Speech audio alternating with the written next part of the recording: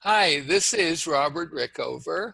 I'm an Alexander Technique teacher in Lincoln, Nebraska. I also teach regularly in Toronto, Canada. Today, my guest is Bob Lada, an Alexander Technique teacher in the Boston area. Bob has been a teacher for, I believe, almost 30 years now. And Bob, welcome to the show. Oh, thank you, Robert. It's just grand to be here. Well, this is our second conversation in a week or so. Right. Um, as I mentioned, Bob's been teaching a long time. And like I think a lot of teachers who've been teaching for a few decades, he's kind of done a little reevaluation of why he's teaching and what he wants to teach. And he's come up with some pretty interesting ideas that I think are will be of interest to other teachers and students and trainees. And that's what we're going to talk about today.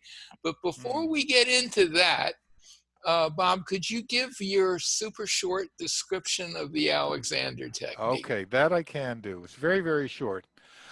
Our terrain, the place where we work, is with how you do what you do and who you are when you do it. And these days, I'm starting to spend more time on who you are than exactly how you go about things. Okay, and could you elaborate on that a little bit? Yeah, the part of it gets to how I believe we live in the world. Mhm. And it's different now because we're doing this interview during pandemic times. So we're not sort of exposed to the chaos of the topsy-turvy world as much as things have been true before. But I'd like to be an active and compassionate participant in the present. And active is part of that because I do want to not just be buffeted around by things that I feel like I have no chance to have any control over, and compassionate just because I think that's the right way to live. Everything in our world is changing moment to moment to moment. And if we can be as available as possible to respond completely to those moment to moment changes, I think our life is easier. And I believe that it's funny to say, but that we'll be better citizens as well. So that's sort of where I'm at these days. And and I agree with you. These are unusual times that make what you're talking about even more pertinent, let's say. Yeah. How does that way of thinking affect how you teach the technique? I assume you're teaching primarily online these days. These days, yes. Yeah, It's but even back, at some point, maybe live customers will show up, but for yeah. now, online. How does that affect how you approach teaching a lesson and what your goals are uh, when Okay. you're teaching? Yeah. The I want. Can I take a little time to go into what's happening in your brain as Sure. things are going on? Hmm. We our brain here. Our first job is to survive, and with that to thrive. And I think Alexander work is in the and thrive part of that. Our brains are very conservative and they're very excellent at detecting changes in patterns, things that are different, because things that are different could potentially be threatening for us. So we see, oh, over there, over there. Oh, I got to watch out for that. That kind of thing. So we hone in on anomalies. When you look at movement, the anomaly is usually some sort of holding or grabbing or that kind of thing. Hmm. Well, those anomalies are there, yeah, but they're on top of the fact that you're alive and flowing all the time. Hmm. And in the way I teach, I don't care so much about the anomalies. I care more about tuning into that flow, living in it and taking advantage of it. So rather than saying no to a holding, it's yes to a flow and see what happens. So it's really curiosity based as well. So I do Because teach that from, the former yes. approach, saying no to a holding, Hmm. is a pretty traditional Alexander idea, right? It is. It The is. It idea is. that we have these inherent abilities, but we're squashing them a little by creating excess tension in our Mm-hmm. body. Mm-hmm. And you're saying, it sounds like what you're saying, tell me if I'm wrong, that Mm. you're wanting to emphasize the stuff that's doing well and letting that out, and or encouraging that, and then perhaps that holding will diminish. Is that the I found it. or I found that to be true, and it's. mhm, I think it's a question of how do you respond when you notice a holding. You know, you can mhm. respond by saying no, or you can respond by saying yes to something else. And I'm traveling down that second path. Okay, that's an important distinction Yeah, between, I would say, most how most Alexander teachers approach right. things. Yeah. Now, what I found is really interesting stuff, Robert. What I found is that these holdings, you said it very nicely, excess tension. Hmm. So it's a wave of energy that's come up. That came from somewhere, and it's probably your unconscious telling you, oh, you need a little more to accomplish whatever you're trying to accomplish. Then it gets confused, right? Hmm. And you get this grabbing or something. Well, if we can let the student go even more into the holding and let the driving force that led to it follow through, finish, and culminate in whatever was happening, usually things untie themselves. So we go more into the holding to let it resolve and satisfy whatever need had it come into being in the first place. It's very fascinating stuff. So, would you perhaps suggest to a student who notices a little, let's say, neck tension, that would Mm, be a pretty common thing, right. to actually increase that tension a little bit to see, to learn more about it, or I go at it slightly differently. That might be huh? the effect. I try to get them to be as descriptive as possible Hmm. around this tension. Does it have a shape? Does Hmm. it have a border? Does this shape change? Hmm. Then a critical question, does it have a trajectory? Is it going from here to there? If it is, can you follow that trajectory and where is it going to lead you? Hmm. And what I've seen happening is that it will go, I know the neck one for you is very near and dear just because of the circumstances you Yep. had through here. Hmm. That can say, oh, this is really trying to lead me to here, which is trying to lead me to here, to there. And what was excessive and trapped becomes balanced out in a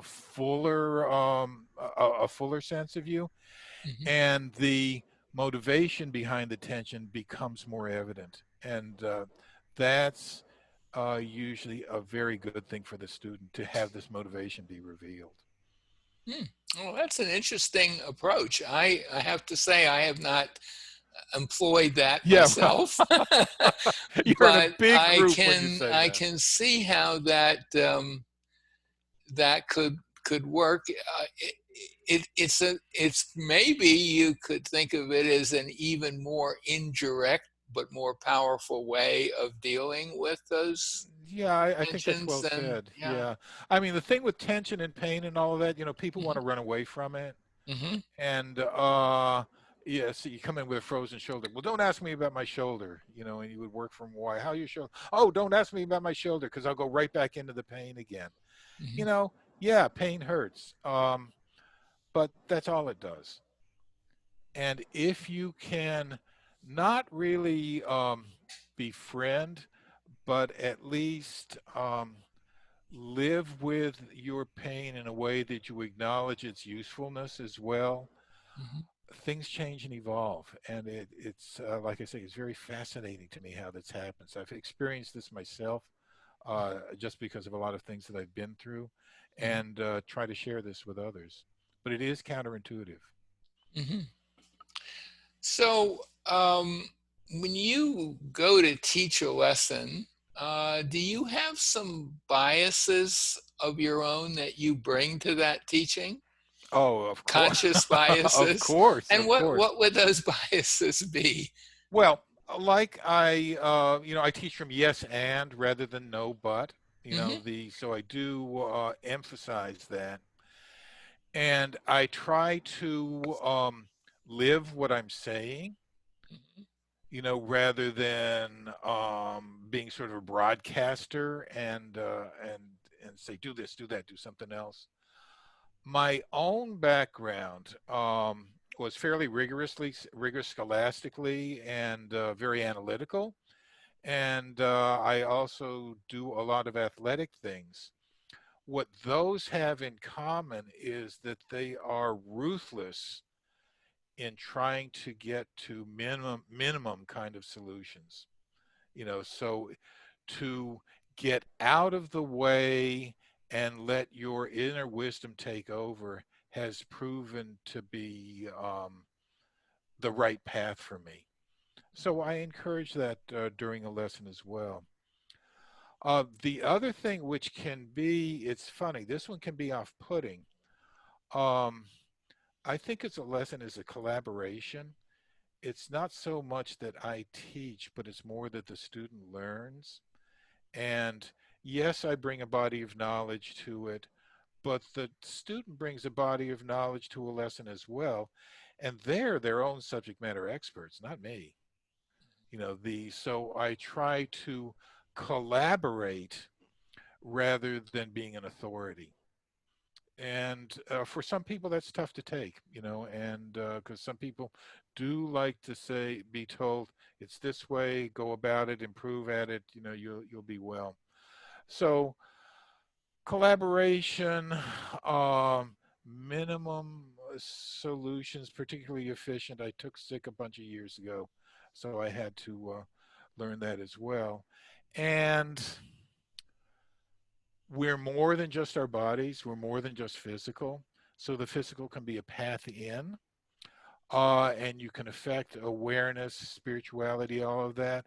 But you can have awareness as a path in, and you can affect the physical. So we go with what works best for the person.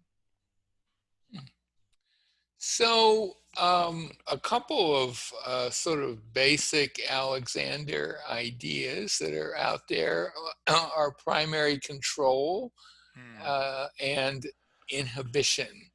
Okay. Um, and I wonder if you could very briefly just explain what each of those are and how they fit in Okay. with your approach to teaching. Yeah, this is one where I do disagree with the path that Alexander took. Hmm. Primary control, the words I'm using these days are primary relationship. I was using primary movement for a long Hmm. time, but it's what's up with your head and your spine. And Right. if I'll put it in pedantic terms first and then practical ones.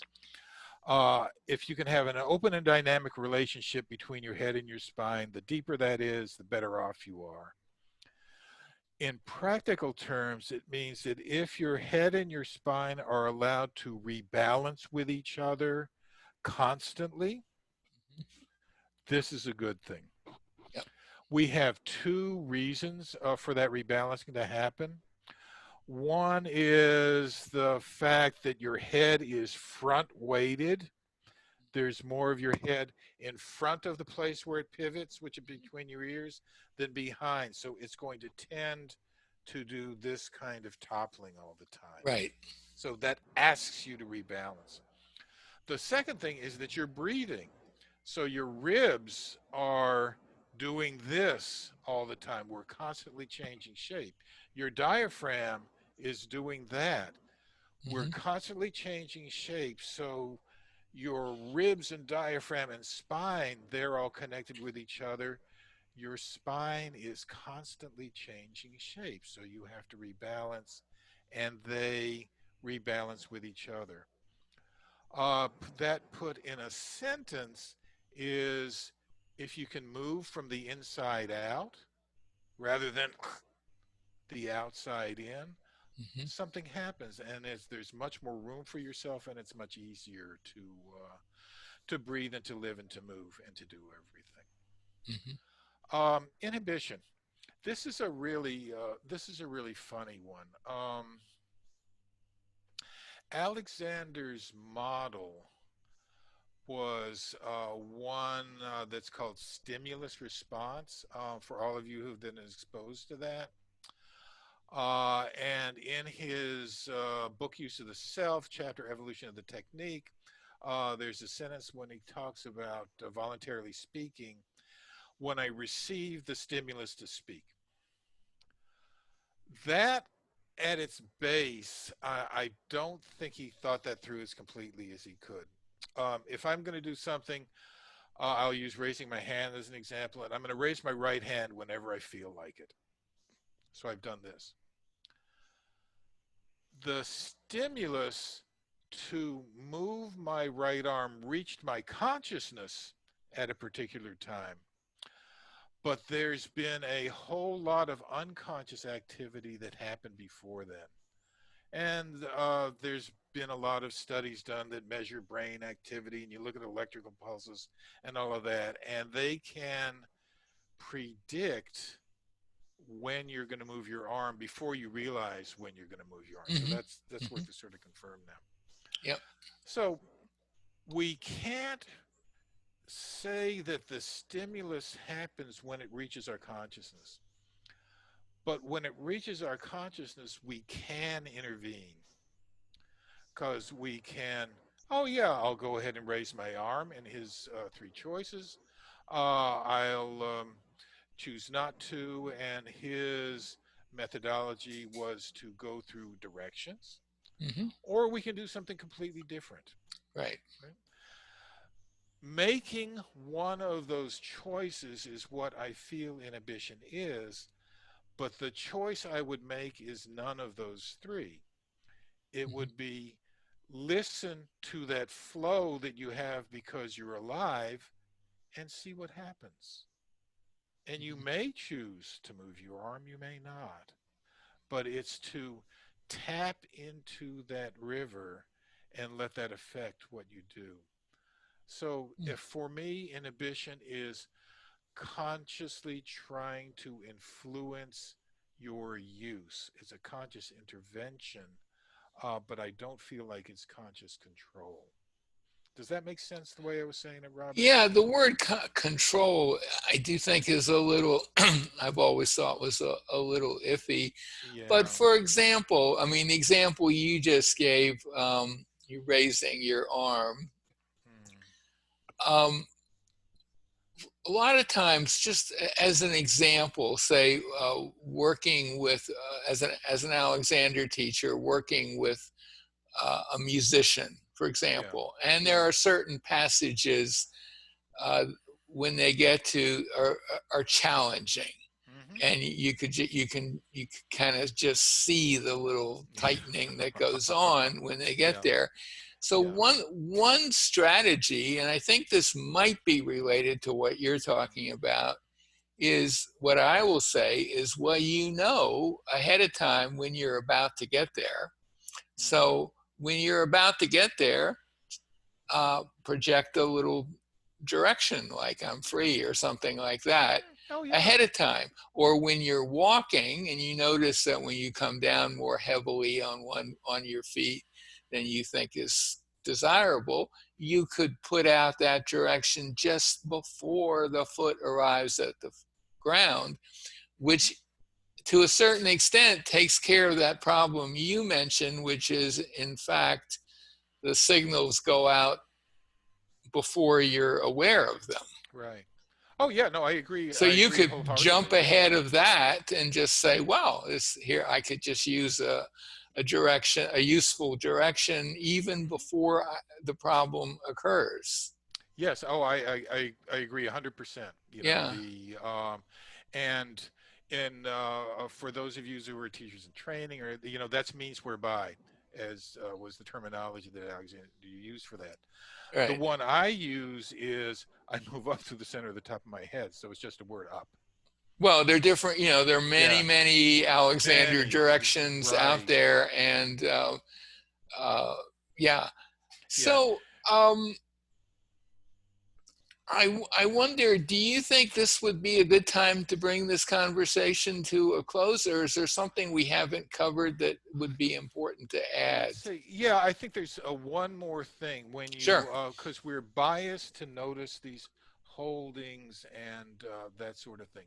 Well, why do they occur? My feeling is that they're fear-based one way or another, Hmm. and our most fundamental fear is fear of falling. And so we're Hmm. faced with this tremendous paradox living on the earth because there's gravity which heads us towards our support below us. But when we head towards the earth, oh, that's falling. Right. So to become comfortable with being supported by what's below us so that we can move up through ourselves Hmm. is a very deep subject, and it touches things that are so primitive, so wired inside of us. But if you can get there and accept that you're supported by the external environment as well as internally, you'll be less prone to try to do it by yourself. So, yeah, there's always a fear factor, and Sure. we can But work through that. I would add to that, and I think this fits in with your general idea of teaching from yes, that we have these various forces that operate on us. Gravity is certainly one, Yeah, but we got a couple of others. I mean, one is the upward push of the surface we're on, and then right. there's electromagnetic stuff and heat and atmospheric pressure and all the rest. That the system in which we exist on our planet is actually perfect for us as human beings to move about, but there is that balance issue that you and that Hmm. and there is definitely a possibility you will fall flat on your face, Yeah. and that's scary for good reason. Yeah. But I think if you acknowledge these forces and understand them a little bit, that they in fact are doing our structure, and those forces combined are perfect for us on this planet. Yeah. Oh, I agree once again, We're 100%. living in a system that's actually quite supportive of us. Right. Or we wouldn't be here. Our lives would be shortened dramatically. Right. Right. Um, Right. yeah. Well, Yeah. anything else you want to add before we bring this No, I to a think close? that's it. I mean, I think you said, we're in the right place. We're, You know, we're we here. have tremendous depths that are there Yeah. for us. That Yeah. sometimes it's tough to access those depths, and I think the Alexander teacher is there to help you as the student get to those depths as you change and evolve, and embrace the change. It's a wonderful thing. I'm gonna post a video. We didn't talk about that. You can look really easily, but do this in your mind. Think about how it's different the way a toddler runs and a 65-year-old person runs. Hmm. Watch how they move. I'll post a video, and Robert, I'll get you Right. the link to that. And I think that's the world of the Alexander technique, and we have that toddler movement still inside of us, and we Yep. want to find it in a more mature person. Right. Well, we have the mature version of the toddler movement there, right? Well, we have what it has been sort of built onto it, but Right. I think we have the purity of it still as Hmm. well. Okay. Let me take one more minute. Sorry. Sure. I had a dream. Part of this, I had a dream, right? Uh, I dreamed I was playing basketball, and I was my current age, blah, blah, blah, blah, blah. And all of a sudden in this dream, I switched back to when I was in my early 20s, and I was just zipping around, zipping around, zipping around, right? Then I switched back to now, thud, thud, thud, thud, thud. And then I switched back to my 20s. So those movements, they're still there. They're still there. And if we Mhm. can get to them now that we're far more experienced, it makes life just a lot of fun. So, go for it. So I will be putting a link to that video, but as by the YouTube video, and also when this becomes a podcast, the Yeah. same thing. And I'm also going to put a link to an article, a fairly lengthy article you wrote, basically covering what we talked about, and I think Yeah. a bit more, right? Yeah. There's a lot more detail Yeah, in there. in that article. And so I think that brings us to a close. My guest today has been Bob Lada, an Alexander technique teacher in the Boston area. Thank you so much for being on the show. Well, thank you, Robert, and thanks for all the work that you do too, man. I mean, it's just phenomenal for our community. So, pat yourself on the back. All right. I'll Take do that. care, Bob. Okay. All right. See you. Bye bye, everybody. Bye. Bye bye.